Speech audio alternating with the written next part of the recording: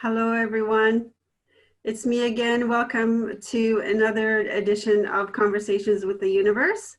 I'm Monica Carless, your host, and today I'm speaking with the amazing Galina Singer, coming to us from Monaco, France, or Monaco. Yes. I always get confused if you're attaching the France at the end or not. I know it's its own place, yeah? Yes.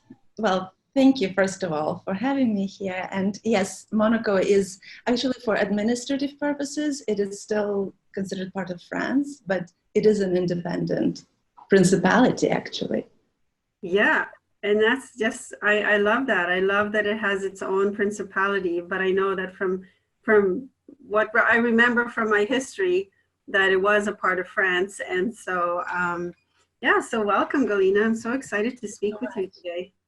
So am I. I'm grateful. Thank you. You know, we've had conversations before about what it's like to be a woman in this world and what it's like to, we've talked about motherhood, and that's what we're going to be talking about today. So I'm really excited about this conversation, but if I may, I'll start with your bio so that people can know a little bit about you. Galina is a writer, a coach, and a spiritual seeker who investigates reasons behind the choices women make, the way we love, the way we parent, and the way we relate with men and other women. Piercing through layers of cultural and family conditioning, Galina helps women to find their true essence, see where they give their power away, and how to take back control over their lives towards freedom and fulfillment. I love that. Thank you. And just so everybody knows, I met Galina online through Elephant Journal, where we both write. And Galina's articles are always very enlightening. They always provoke a lot of thought in me and in others. And I really value your experience, Galina, and the way you express that experience in the world. Thank you. Yeah. Thank you. I'd like to start by asking you quickly, what does sovereignty mean to you as a woman? Sorry, since it froze just as you were asking the question, can you repeat this? Sorry. No problem. It's technical issues, and Mercury is almost in retrograde, so there may be technical difficulties. I was asking, what does sovereignty mean to you as a woman and as a human being? Oh, yes. What a question. It's actually something I'm still battling with, even trying to understand, because as a woman, we are never taught anything about sovereignty. As a woman, I always felt a very soft, sort of mutable and shapeless, identityless almost being, because I just, at least in my own experience, I felt that I needed to fill all the empty spaces and just sort of for everyone who needed me, you know, whether it was a man I loved, or when I became a mother, definitely my children became my priority. And then, you know, in the places of work, I seeked to please everyone. And there was always somebody who was more important than me. So that sense of sovereignty is something that I've come relatively recently. And even when I understood what it means in the sort of in theory, to apply it to my life is very, very tricky, because we need to almost decondition everything that we think we are as women, or we're supposed to be, in order to get to that place where we're sovereign. Because of course, sovereign means independence, separation, self-sufficiency, wholeness.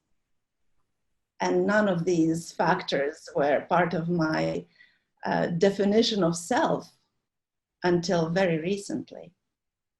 So does that answer your question? Because yeah, I'm sort of... and you bring up a couple of interesting points. One is that, well, first of all, when people throw out the word sovereignty, like I just did, it's not necessarily something that we've been sitting around thinking about. like it may be, we may be hearing, like women may be hearing this word for the first time, or they may have heard it before and they have no idea what it is and just haven't like dug into it, or they may know what it is but are still exploring what it means to them personally, you know, or means to the collective. And something that you said about separation, how much permission do we give ourselves as women to have that separateness, to have that sovereignty, to know that we are to be taking up as much space as we're supposed to be taking up, like all the space that we need in the world, and also that we are a separate being from our lovers and our children and our parents, and especially as that relates to our mother, because, okay, so I'll start at the beginning with this thought. When my kids were little, my partner and I had a lot of discussions about nature and nurture. Mm-hmm. And I always thought that if I nurtured my children very, very well, and I showed them all the love that I could possibly show them, that they would have a solid foundation and that they would be able to separate themselves from me and have a fulfilled life because they had that grounding. Whereas those around me, my family, were always saying, you're spoiling them by giving them so much affection and giving them so much attention. And to me, that didn't make any sense, because I kind of related it to a bucket of apples. It was like, if you have a bucket of apples, the apple at the bottom that never gets seen and never gets touched and never gets turned is the one that's going to rot. That's how my mind thinks. Okay, that's a very, very precise description, actually. And so I thought, you know, because I didn't receive a lot of that foundational love and that foundational grounding, I found life very difficult. It was hard for me to unfold, difficult for me to step into myself and into the world. So I thought, I'm going to give my daughters that grounding, and hopefully that's not going to be spoiling them. That's going to be holding them in a place from which they can effectively step out of. So what is your idea about that, about how we nurture and hold our children in that? Yes, it's true that there is a lot of, I think there are a lot of misconceptions already about what love is and how we give it and how we receive it. And especially since you started with nature versus nurture, I'm often in a discussion both with men and women about the nature of women. And once when I used sovereignty in discussion with a man who was quite conservative in his outlook, he actually said, what is sovereignty in a relationship? That sounds menacing. So that was very, very interesting.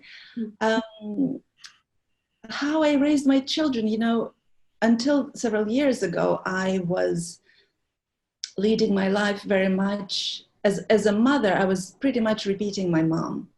Although as I was growing up and turning into a young woman,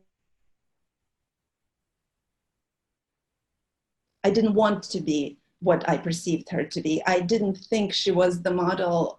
She was modeling the type of woman that I wanted to be. I thought she was too focused on her mother role and not enough of everything else that I felt a woman, other roles that I felt the woman should also exercise.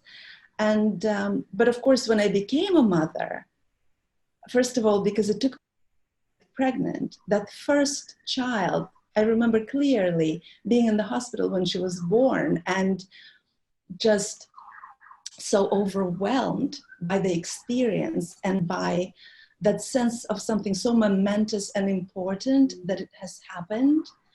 And the sense of bliss as well. It was everything. It was me as a woman, you know, me as a person achieving this something that I've been striving for and praying for and dreaming about, to step into that role as a mother.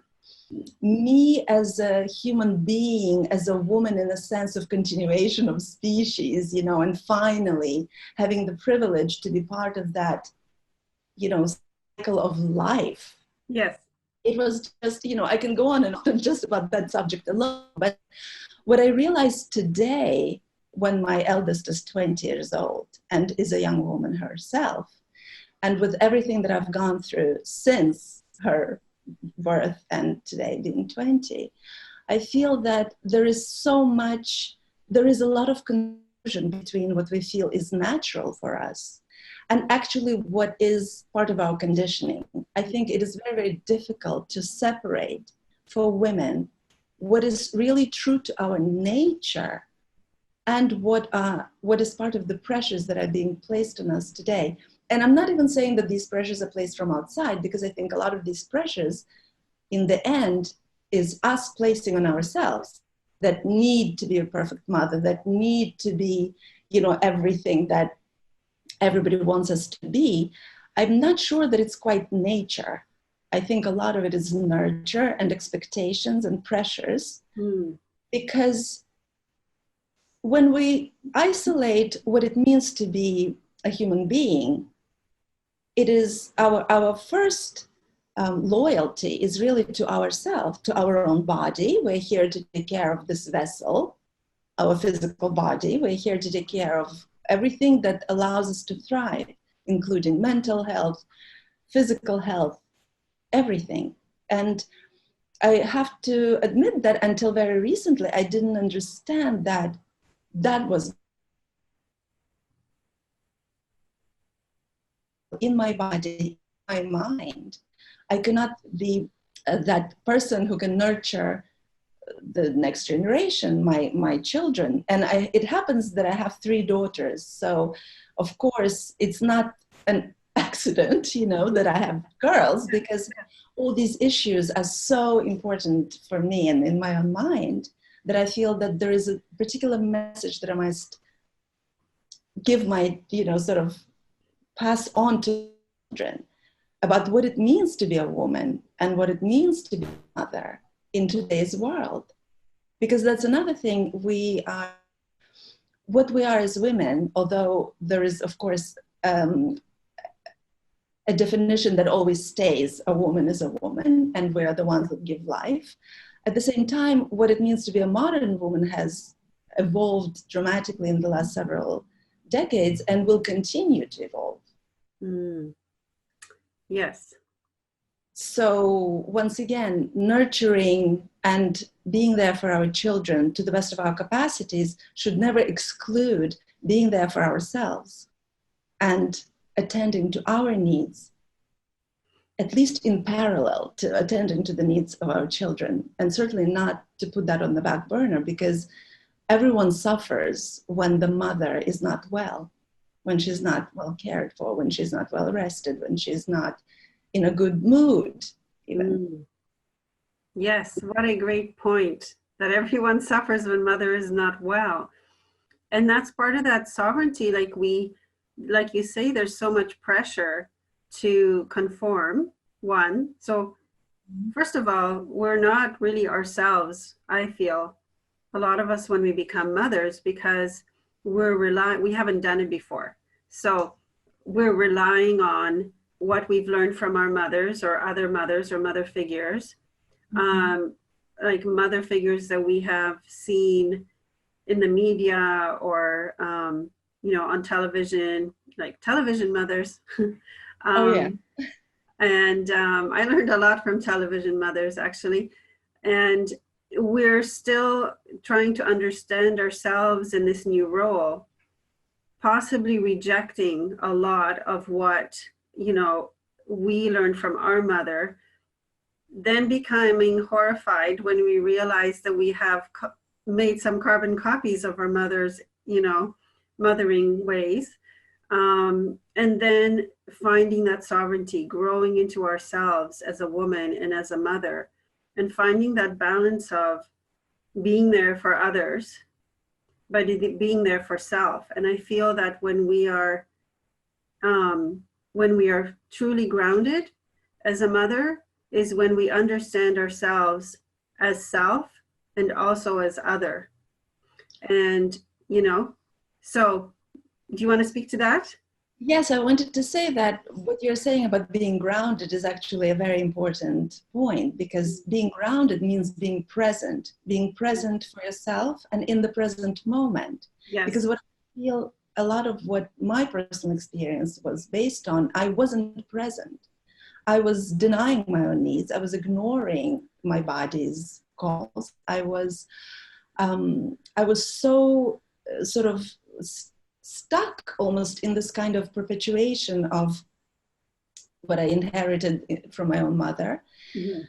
who inherited it from her own mother, Yes. etc., etc., etc. And I just feel that our children, especially now, the world is changing so rapidly that we can no longer live by these carbon copies that we inherited from our parents, from our mothers, from our grandmothers. Because, for example, my grandmother went through very horrible difficulties during the Second World War. Mhm. So, of course, the way my mother was raised had a lot to do with that kind of sense of lack or scarcity or fears or women needing a man to survive, because, for example, my grandmother escaped into a forest and joined the resistance, so Yeah. she had her own experience very unique to that particular era. Mm. My mother was raised with that same fear, with those same fears that were no longer applicable to her own life. And I feel held her back in a lot of her choices. And when I became a mother, I sort of fell into that role.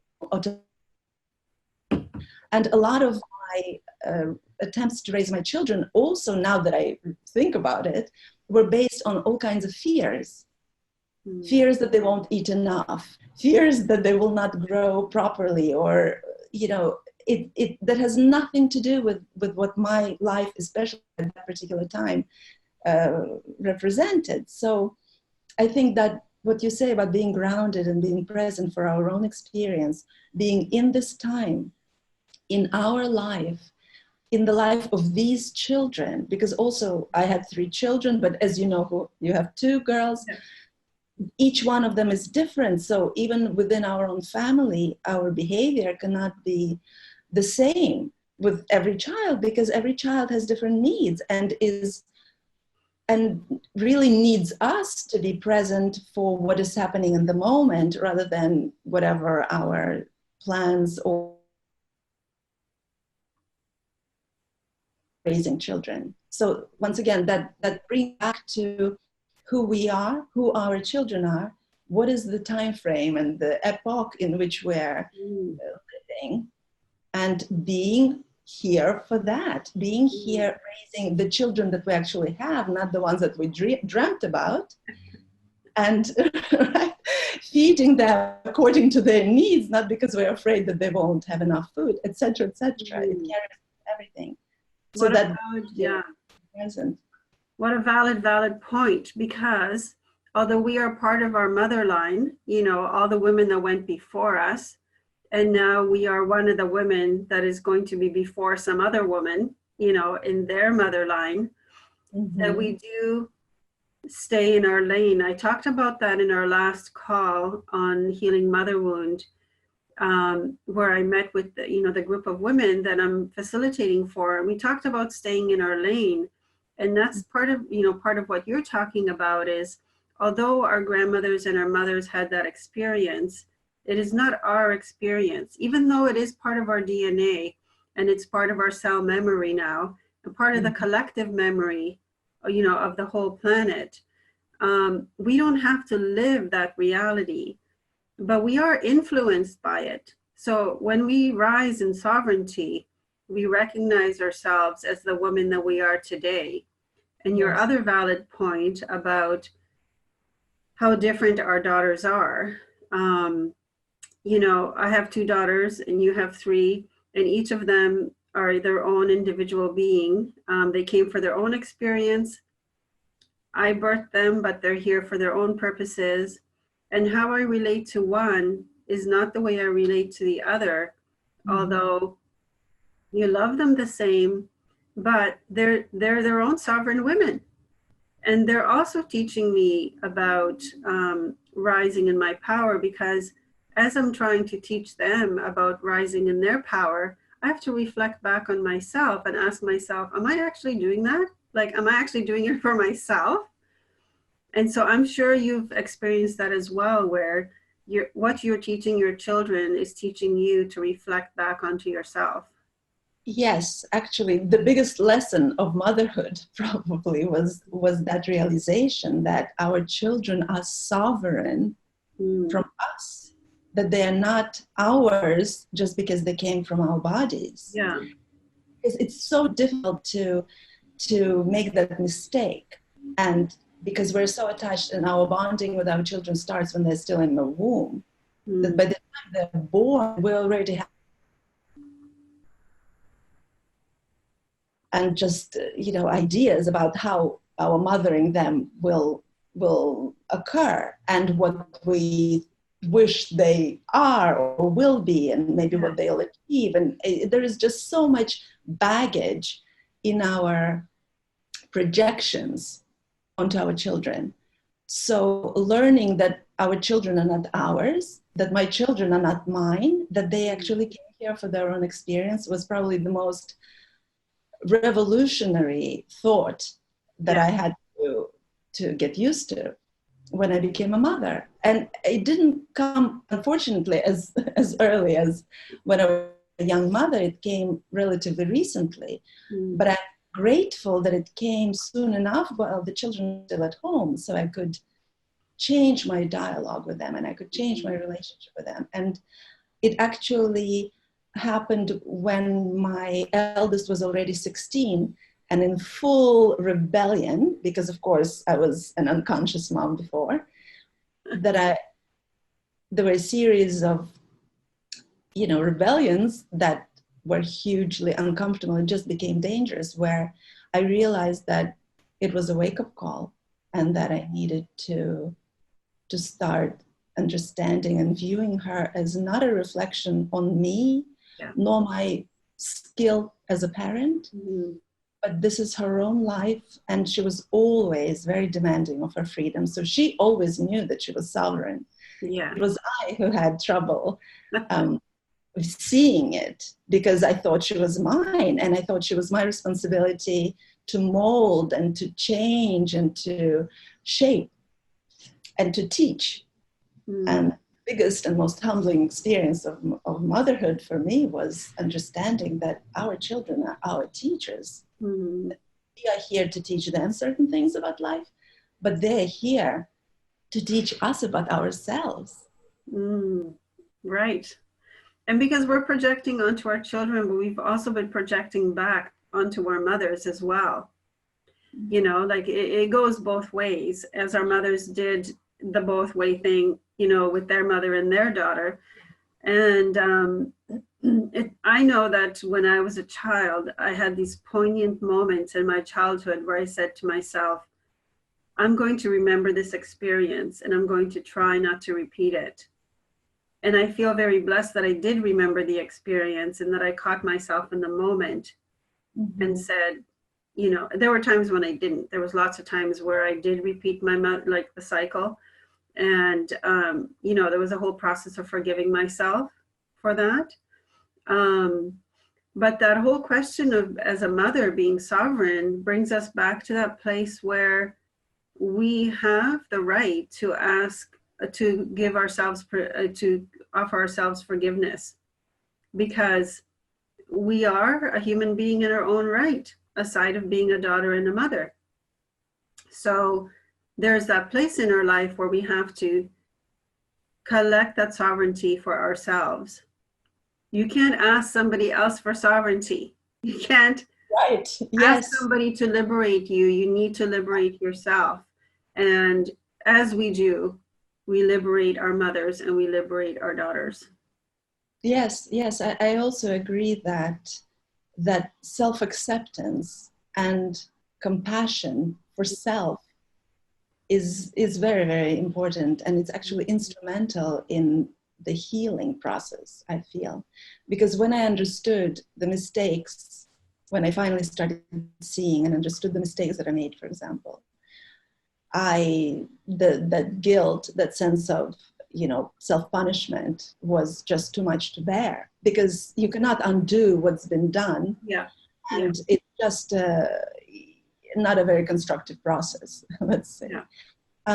So learning to forgive myself for the mistakes I made before I knew what I say, and understanding, also reminding myself that I did always, whatever I did out of love, or what I thought love was at that moment. So I think that self-forgiveness and reminding ourselves that we're always doing the best we can to the best of our abilities is what I try to pass on to other women who come to me for help as well, because all of us are so guilt-ridden, and because of that misconception that children are ours to mold and shape, when something goes wrong, in quotes, because nothing ever really goes wrong, everything goes exactly the way it should be, but when something goes wrong according to a perfection formula, then we're the ones to blame. And I think the society blames mothers as well, right? Because when something goes wrong, we all look at, where were the parents looking? Where were the parents and all that? It's a lot of pressure. It's a huge amount. So that self-forgiveness, self-compassion, and understanding that, we're only doing the best we can at any particular moment, was a key to freedom for me and sovereignty for that. Yeah. And knowing that we can only act from the level of consciousness where we are at, it gives me a lot of comfort, because then I can forgive myself and say, although I don't agree with what I did at that time, I can have the compassion to forgive myself, because I know I was acting from that level of consciousness I was at the time. And it also helps me to forgive my mother and to love my mother more, because I think back to, she probably did not have the tools or the skill or even the consciousness to forgive herself. So I imagine that she must have had a lot of pain, reflecting back near the end of her life, reflecting back to how she mothered me and knowing that she could have done better. I don't think she had the tools. I'm pretty 100% sure that she didn't have the tools to forgive herself, and that must have caused her a lot of pain, and I feel a lot of compassion for her as a woman, because, I've been able to read a lot of books and talk to a lot of people and do a lot of meditating. I've had all these tools to help me to where I'm at right now. And I know for a fact that she didn't have those tools. And so there must have been a lot of self-flagellation where, of course, as a woman, I really feel for her lack of sovereignty and her lack of empowerment, even her lack of being an awareness that she could rise to that place. I think she felt stuck. And so I feel grateful that I'm actually born in this era where these decades where I have been able to unfold the way that I have unfolded. It is a great privilege that she did not receive. Right. And that provides me with a lot of compassion for her. Well, I found that when I found forgiveness for myself, I was also much more forgiving with everyone around me, including my mother, of course, and understanding of the circumstances and the choices that she's made. So if you were to give advice or speak from your wisdom about your mothering journey, what would you say would be the key things that you learned about being a mother and also being a daughter? Well, I think, once again, all of what I talk about and all of what I write and teach is about self-sufficiency, self-love, and self-care. It's, I think, really one of the biggest lessons I can pass on to my own children, young women now, that are to ourselves, because only from that place of wholeness and fullness and restfulness and good health can we properly mother anyone else. And, you know, whether my children will choose to be mothers or not, I think that that is a formula that will work for whatever they choose in their life. To understand that their first responsibility, as each of our first responsibility, is to ourselves. And there is nothing egotistical about it, and there's nothing wrong with it, because I think a lot of, when I say self-love, when I say self-care, a lot of women find that it's, you know, it has a negative connotation, and they don't dare to take that time for themselves. But in fact, it is really the only basis for any other healthy relationship. And it is only once we develop that healthy relationship with ourselves are we able to then have a nurturing and healthy relationship with our children. And once again, as a daughter of my mother, that self-care and self-acceptance allows me to accept her and forgive her and be grateful for everything that she gave to the best of her abilities. She was a wonderful mother. That's lovely. Thank you, Galina. I have so much enjoyed this conversation with you. And I'm just wondering, where can people find you best? I will post it at the end of the video. There will be like a little blurb, but where can people find you? On social media, where I post daily. So on Instagram or Facebook. Okay. And if you can post the links, that would be wonderful. Thank you. And on my social media, there are also links to my articles for Elephant Journal. Yay! And I'm designing my website, so hopefully that's coming soon. Yay, that's fun. I'm so grateful for you, Galina, and grateful for the wisdom you share daily. And I'm very drawn into I love your mind. I love the way that your mind works. And I've said to you before, like, you're like an Esther Perel to me. And thank you very much. I'm so grateful for the opportunity to speak my thoughts. Thank you very much. Well, thank you so much. And I'm sure we'll have more conversations. And from Vancouver Island, blessings for your day, and we'll speak again. Thank you.